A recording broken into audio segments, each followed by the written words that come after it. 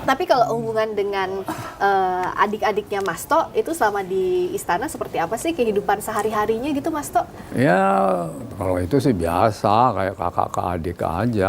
Iya.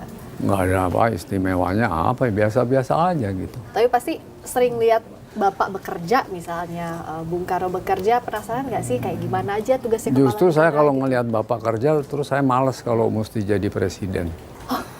Justru nggak mau jadi presiden, anak Mau. presiden. Kenapa Mas Tok? Habis satu hari tidur cuma 3 jam.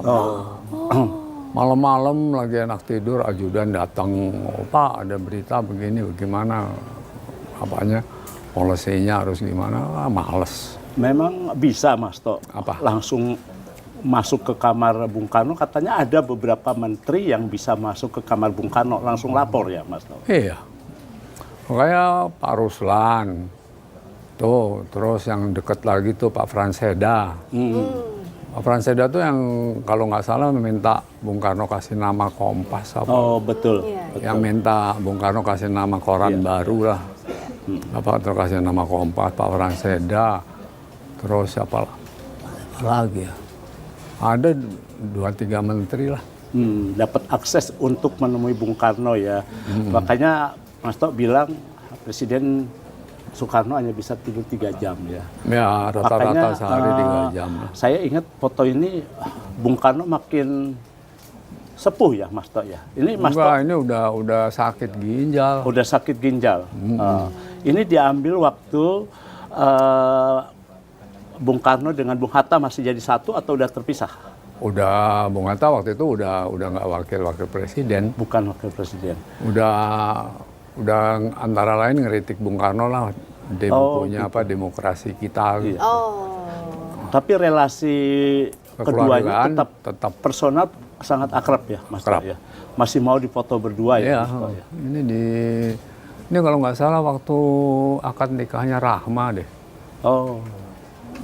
Pak Hatta datang, Bung Karno juga datang, dapat izin, udah saya potret, cepret.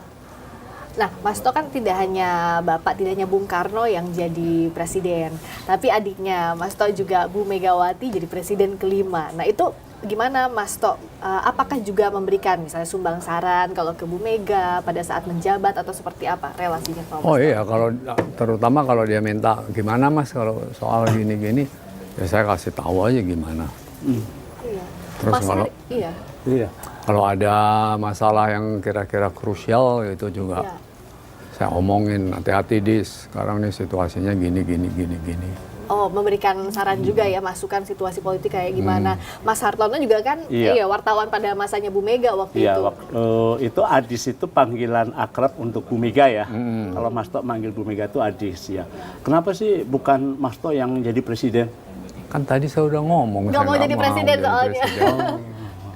Tapi ditawarin pernah? Atau misalnya Apa? ada yang mengusung, misalnya Mas Tok maju deh gitu. Banyak presiden. yang dorong saya untuk jadi Dorong-dorong presiden gitu, tapi saya bilang males. Saya ingat Mas Tok. Dan Bapak juga tahu watak saya tuh nggak mungkin ya jadi presiden.